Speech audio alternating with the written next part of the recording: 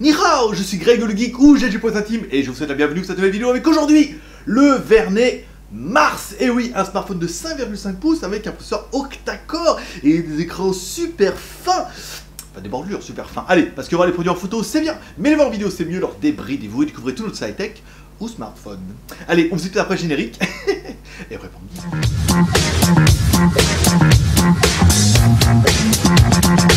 Bon, je te le rappelle, si tu aimes les jolis t-shirts, par exemple les t-shirts que je porte à chaque fois, on aura bientôt une boutique où on vendra tous les t-shirts en direct de Thaïlande. Donc tu les trouveras sur le JT Geek Shop et également sur le site 1db.fr qui deviendra un site de t-shirts. Enfin, on vous expliquera ça prochainement. Et tu peux déjà suivre, comme ça tu le prends à rien. Aujourd'hui, je ne suis pas peu fier de vous présenter, on est les premiers à le recevoir, hein, donc on est les premiers à faire la vidéo, donc on est les premiers à mettre en ligne le Vernet Mars. Allez, on va découvrir ça tout de suite par le contenu de la boîte. Allez, dans la boîte, on retrouvera pas bien grand chose, on retrouvera notre smartphone, ça c'est bien, un chargeur secteur charge rapide et un câble USB type C, la classe.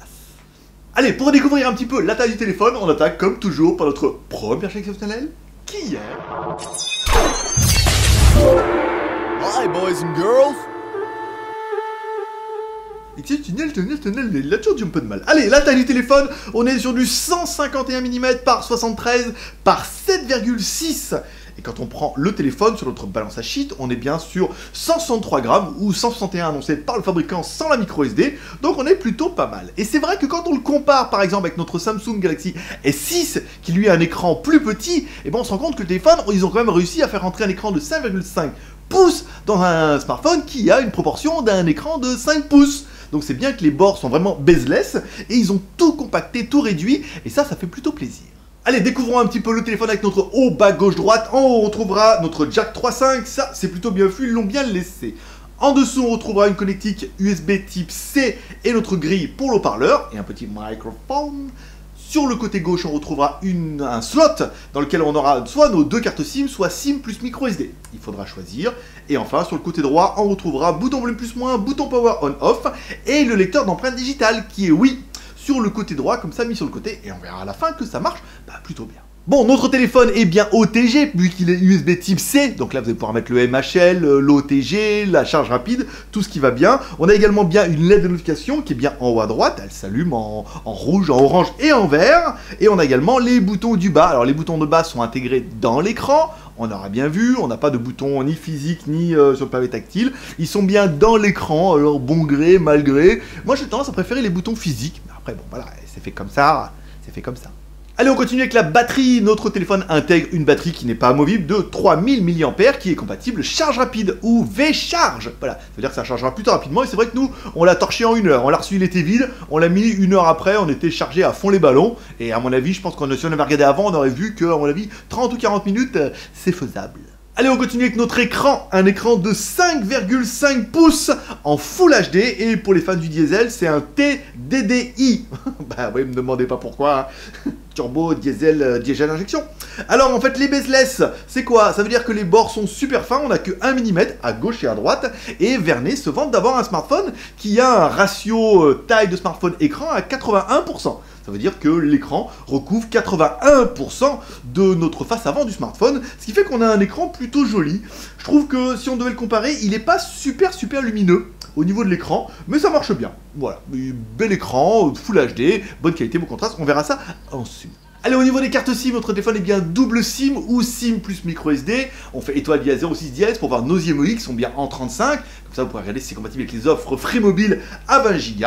Et ensuite, on va dans le menu ingénieur, étoile dièse, 364, 66, 33, dièse étoile. Ça ne fonctionne qu'avec les médiathèques et on peut voir en fait nos bandes. Donc notre téléphone est bien 2G, Full 2G, notre téléphone est bien 3G, Full 3G, surtout le 900, 2100 pour l'Europe. Et enfin, le téléphone est bien 4G, 800, 1800, 2100, 2600. Et il y a même un B40 qui traîne tout en bas. Ça vous intéresse pas, mais au moins sachez qu'il y est, au cas où. Zoubidou. On continue avec notre CPU identifieur qui va nous dire, oui, dis donc, on a bien un Helio P10, alors c'est pas le plus merveilleux, mais c'est quand même un octa-core avec 8 fois de 8 cordes, 8 A 53, vous verrez la fréquence. On lance un peu notre CPU identifieur, ça donne pas un score qui est incroyable, mais ça suffira largement pour l'utilisation quotidienne. Allez, pour avoir un petit peu le score de l'animal, on attaque comme toujours par notre deuxième perche exceptionnel, qui est...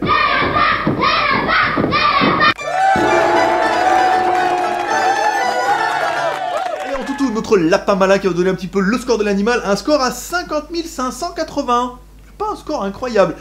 C'est qu'un Heliopédis avec un 5,5 pouces en Full HD, donc ça fait un score à 50 000. C'est bien, c'est pas incroyable. Encore une fois, Antutu ne fait pas tout, c'est simplement pour avoir un petit peu une référence. Allez, on continue avec la technique et Z-Device, et la question existentielle, c'est est-ce qu'on peut jouer à un Pokémon? Nom de Dieu. Oui, vous allez pouvoir jouer à un Pokémon. On a bien le compas. Alors l'accéléromètre, vous l'avez dans tous les smartphones maintenant, mais le compas, on tourne à gauche, on tourne à droite, on jette les petites bouboules pour attraper les petits Pokémon. Et ben, ça fonctionne très très bien. Donc oui, vous allez enfin pouvoir jouer à un Pokémon avec ce vernis Mars.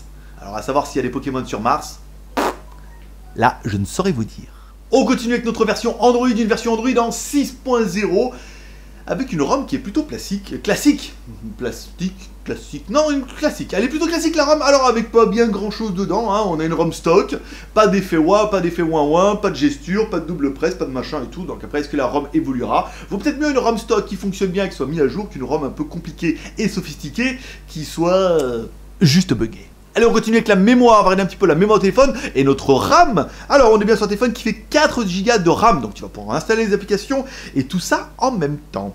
Au niveau de la ROM, on va dans le stockage, on regarde, on a bien une ROM qui fait 32 Go. Donc là, vous allez pouvoir en installer aussi pas mal de trucs, de la mémoire, de la musique, de la vidéo. Et à savoir que tu as quand même aussi la possibilité d'avoir de la micro SD. Donc 4 Go de RAM plus 32 Go de ROM plus ta ROM qui peut chausser au moins du 128 Go en micro SD. Ça fait toujours plaisir. Ça fait toujours plaisir. On continue avec la partie multimédia et le MP3 et notre ami Britney Spears, of course, pour se rendre compte qu'on a un son qui est pas mal, hein, un son qui est dans les médiums, qui descend un peu dans les bas médiums, qui monte dans les hauts médiums, qui n'est pas trop aquarium ni boîte de conserve, donc on a un son qui est plutôt équilibré, et ça fait plaisir. Quelque chose qu'on remarquera également avec la vidéo, une belle vidéo, même si, on est bien d'accord, moi je trouve l'écran qui est pas super lumineux. Même si on a mis la luminosité à fond, on aurait pu espérer avoir une meilleure luminosité. Alors après, est-ce qu'ils vont la booster avec la ROM? C'est possible, on a un bel écran, un beau contraste, mais ça manque un petit peu d'effet flash, d'effet wow. Même si c'est très beau et très fin, bezeless, anime. Au niveau des jeux, comme toujours, on fait pas tourner de jeux, mais on fait notre Antutu, et là on se rend compte que notre GPU n'est pas le meilleur incroyable de la planète. Notre Antutu a quelques petites latences, ouais, c'est pas incroyable, hein. Au royaume des GPU, tous les CPU ne sont pas à la même enseigne. Oui, forcément, ou l'inverse. Donc ça fonctionne bien, ça permettra de faire tourner quasiment tous les gros jeux, mais sachez que quand il y aura beaucoup de voitures et de vaisseaux et de combattants sur votre écran, il pourrait y avoir quelques petites latences, même si dans les commentaires on se rend bien compte que la plupart m'écrivent en disant que bah, ça ne vous arrive jamais. Mieux, prêcher le mal. On continue avec la photo, partie photo, une caméra avant de 5 millions de pixels qui permettra de prendre de jolies photos de toi-même, par exemple comme moi ce matin. Et enfin, une caméra arrière. Alors le gros dossier, une IMX 258 de 13 millions de pixels avec PDAF, donc un super autofocus et tout, qui permet de prendre de jolies photos. On a fait de jolies photos en extérieur, on va vous les faire découvrir maintenant, comme ça vous pourrez juger un petit peu de la qualité et vous pourrez me dire en commentaire ce que vous en pensez. Oui, je fais des rimes. Au niveau de la vidéo, comme toujours, le téléphone permet de faire des vidéos en HD ou en Full HD. Pas trop de problème, hein. C'est beau, c'est clair, c'est clean. Alors on fait vibrer le téléphone à la fin, non pas c'est parce qu'on a la tremblote, mais simplement pour regarder s'il y a un stabilisateur optique. Sait-on jamais qu'on l'ait loupé? Non, là celui-là, on serait bien d'accord et qu'il n'en a pas.